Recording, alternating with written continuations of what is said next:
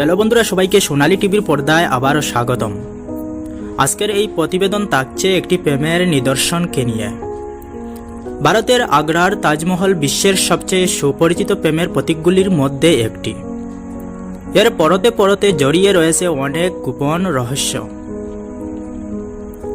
মুঘল সম্রাট শাহজাহানের নির্দেশে তাজমহলটি শেষ হতে 17 বছর সময় লেগেছিল। এটি তার প্রিয় বেগম মমতাজের জন্য তিনি তৈরি করেছিলেন। সন্তান প্রসবের সময় মারা যান মমতাজ।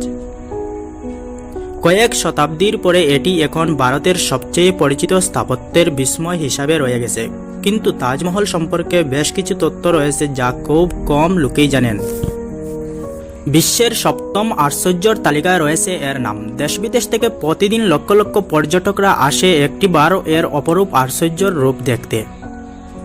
সূর্যোদয় কিংবা পূর্ণিমা তাজমহল এক অবিস্মরণীয় ইমারত। তাজমহলকে মুঘল স্থাপত্য শৈলীর একটি আকর্ষণীয় নিদর্শন হিসেবে মনে করা হয়, যার নির্মাণ শৈলীতে পারস্য, তুরস্ক, ভারতীয় এবং ইসলামী স্থাপত্য শিল্পের সম্মিলন ঘটানো হয়েছে। 1983 সালে ইউনেস্কো বিশ্ব ঐতিহ্যবাহী স্থান হিসাবে তালিকাভুক্ত করা হয়। তবে এর নামে মহল থাকলেও এটি কিন্তু আদতেও কোনো মহল নয়, বরং স্মৃতিসৌধ বলা যায়।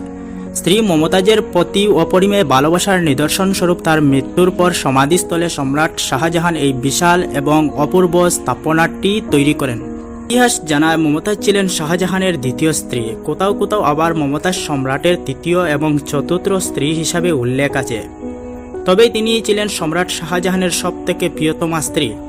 1631 সালে মাত্র 38 বছর বয়সে 14তম সন্তান জন্মদানের সময় অতিরিক্ত রক্তক্ষরণের ফলে মমতাজের মৃত্যু হয়। গোটা পৃথিবীর কাছে তাদের প্রেমের নিদর্শন স্বরূপ শত শত বছর যা থাকবে সেই ভাবনা থেকেই তাজমহল বানান শাহজাহান, এমনটাই বলা হয়ে থাকে।